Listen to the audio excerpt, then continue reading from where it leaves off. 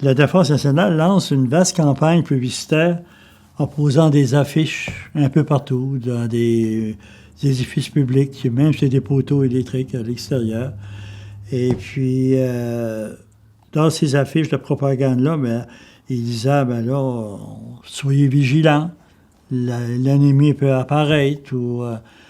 Et puis, en plus de ça, il envoyait aussi des circulaires dans les hôtels de ville, dans les presbytères des curés, et puis pour distribuer au monde. Puis là, ils ont décidé aussi d'équiper les magasins. Il y avait surtout Robin Jones et les magasins Davis de masse à gaz, au cas qu'il y aurait eu des attaques à gaz. Parce qu'il y avait toujours eu une crainte, depuis le début de la guerre, en réalité, qu'à un moment donné, ils lancent du gaz, comme en la première guerre, 14-18. Fait qu'ils distribuaient des masses à gaz. Et puis, en tous les cas, il y avait quand même la question des cartes d'enregistrement ont rentré en vigueur en 1940, il fallait s'enregistrer. Si tu n'avais pas de carte d'enregistrement en 1941, là, il y avait quand même des postes de guette un peu partout, l'entrée. Si tu ne l'avais pas, ils pouvaient te mettre en prison. C'était quand même assez sévère, l'identification. Là. Ce qui est arrivé, le blackout, là, c'est encore là, c'est le ministère de la Défense nationale aussi, qui avait donné des formations à des civils pour faire le guette dans le village. Là. C'est là que ça c'est en même temps là, qu'ils ont commencé le blackout. Là. Ça veut dire ces gens-là, les autres ne s'occupaient pas des cartes d'enregistrement. Ça, c'était des militaires qui faisaient ça. Mais ce groupe-là, les autres, c'était des civils là, qui donnaient une formation pour essayer de détecter l'ennemi. S'ils voyaient, par exemple, quelqu'un prendre des photos, il n'avait pas le droit de prendre de photos. Pas le droit de peindre non plus le port de mer, les artistes. Tout ça était surveillé. Et puis, boucher les fenêtres. Il fallait boucher les fenêtres là, avec des stores opaques. Mais il faut dire, on sortait de la crise économique, il y avait des gens, même dans ce temps-là, c'est peut-être bizarre à dire aujourd'hui, mais qui n'avaient pas le moyen seulement d'acheter des stores. Alors, ils allaient au magasin acheter du papier goudronné noir, puis ils mettaient ça dans les fenêtres. Mais il ne fallait pas qu'il y ait d'ouverture. Fait que ces gens-là, eux qui avaient cette formation-là, ben, ils faisaient la guette tous les soirs. En partant de 1942, il y a les trains, c'était la même chose. Trajet du train entre Gaspé et New-Carlisle. Parce que là, à un moment donné, ils ont dit, ben là, il peut y avoir danger d'espionnage. Il aurait pu aussi faire sauter les ponts. Ça aurait pu être dangereux, ça. Parce qu'on ne savait pas, nous, des idées des Allemands. Là. C'est correct, ils coulent des bateaux parce que les bateaux de transport de marchandises en Angleterre, mais il peut y avoir d'autres idées d'attaquer les villages. Ça fait qu'il y a un règlement à l'État qu'il fallait qu'il n'y ait aucune lumière des locomotives. Et puis, l'intérieur des trains pareils. La seule chose, c'était le cadran à vapeur qui avait juste une petite ouverture pour savoir le degré de vapeur. C'était des trains, c'était à vapeur. Puis, à un moment donné, il y avait un conducteur qui racontait l'histoire à propos de ça. Il dit, partant de Gaspé, là, pour aller à New-Carlisle, il était nerveux. Il dit là, surtout qu'il n'y avait pas de lumière, c'était difficile aussi. Il aurait pu y avoir des obstacles sur la voie ferrée, il ne pouvait pas le voir. Et puis il était nerveux, il dit là, à un moment donné, il peut y avoir une explosion, il peut y avoir un pont qui est tombé. Fait que, comme il disait, là, son cœur s'arrêtait à Gaspé, puis il partait à débattre tant qu'il arrivait à New-Carlisle.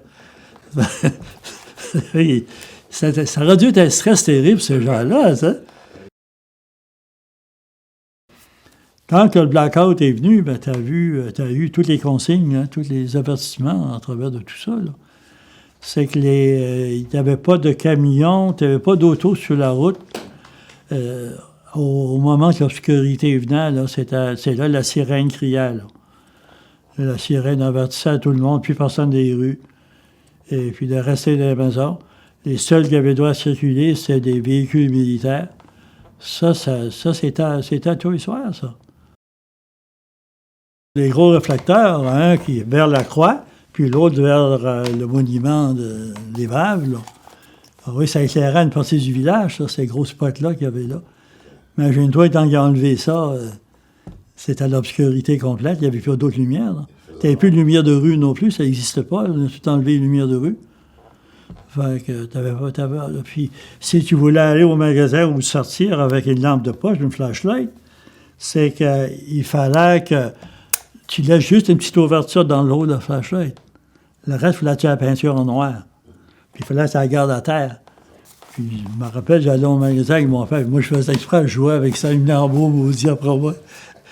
Il dit, après, il m'enlevait la lampe de poche les mains. Fait que. Alors, c'était sévère partout. Hein. C'était vraiment une discipline énorme. Mais il fallait se soumettre. Hein. Et il y avait loué aussi, les autres, là, un ancien garage. Puis ils gardaient un brain carrier dans ça. Et puis, justement, c'était Georges Gérard de Gaspé qui était responsable, qui avait rentré dans la milice. Lui, c'était un mécanicien, puis l'entretien de ce brain carrier-là. Fait qu'il sortait avec ça un peu sur la pointe le soir ici, là. C'était un genre de petit char d'assaut avec une mitrailleuse qui avait trois soldats, c'est ça, d'habitude, le brain carrier. Et puis, ça fait qu'il faisait de la drill, puis il y avait toujours des activités qui se faisaient. Fait que c'était une présence militaire de plus, une protection, une centaine de protection.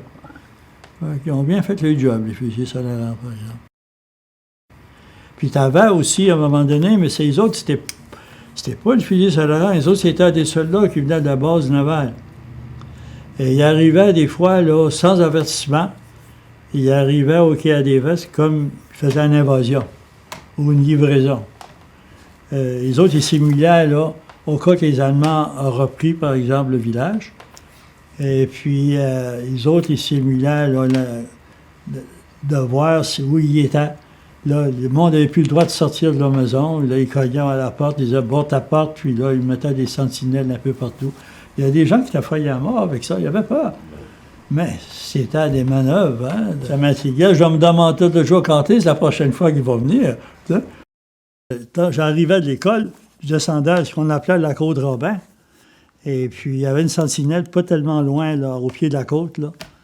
Et puis, certains après-midi, j'arrivais, puis il y avait un hibou qui était perché sur le pignon. Fait que, puis d'autres journées, je passais, puis là, ça m'intriguait toujours de voir un hibou. Ah, il n'était pas là. J'ai dit, là, il est parti. Il s'est envoyé. Ah, une autre journée, il était là. En 2001, ça, hier, dimanche après-midi, un monsieur qui rentre là, d'un certain âge, qui était un ancien marin, qui avait été stationné ici à Gaspé. Et puis, il s'est identifié, il vient de la Légion canadienne. Puis, ils m'ont dit, peut-être serait intéressé à me voir, puis jaser un peu, parce que je pense, il dit, vous avez un projet en allant de quelque sorte, là. Puis, j'ai dit, oui. Fait que là, il s'est identifié. Et puis, là, il m'a dit qu'il lui avait arrivé sur le premier navire, le Lynx, à Gaspé. Et puis, il était stationné à la première base navale, comme de raison. Et puis, il était un qui faisait la guette, lui aussi. Puis, j'ai dit, là, on a jasé toute l'après-midi de différentes choses. Moi, j'ai pris bien des notes. Lui, il m'en donne à raconter toutes les sortes. Hein. Alors, j'ai dit, moi, là, c'est peut-être un souvenir d'enfance, je ne sais pas, là. Mais j'ai dit, tu vas peut-être me trouver fou un peu, là. Mais quand j'allais à l'école, moi, j'étais petit gars, puis j'avais 9-10 ans dans le temps, puis j'ai dit, je passais devant un sentinelle, là, puis il y avait un hibou perché sur un pignon. J'ai dit, des journées, il n'était pas là. Là, il souriait, hein? Et il dit oui. Il dit, c'est vrai. C'était un de mes chums, il dit qu'il avait ramassé ça de ce qu'il appelait Pick Street. Il y avait une rue qui appelait Pick Street en arrière, qui avait une aile brisée. Il l'a soigné, puis il est devenu sa mascotte. Fait qu'il dit, quand c'était lui qui faisait la garde, mais c'est sûr que les hiboux étaient là. La journée, tu ne voyais pas personne parce que c'était pas lui. Il dit, c'était ça. Mais il a vraiment existé. Mais il dit, c'est un de mes grands chums. Il dit, je téléphone souvent. Il vit encore, il reste en Ontario. Il vit encore. Fait que quelques temps après ça, il avait contacté, il m'a envoyé une photo du hibou. Ça fait que ma mémoire était bonne, il y avait vraiment un hibou, tu sais. En tout cas, ce Marinda, là, c'est lui qu'on a une découpe là, à Basse-Laval. Là. J'ai fait une découpe de lui. Là. J'ai resté en relation avec lui là, pendant quelques années. Là. On s'écrivait.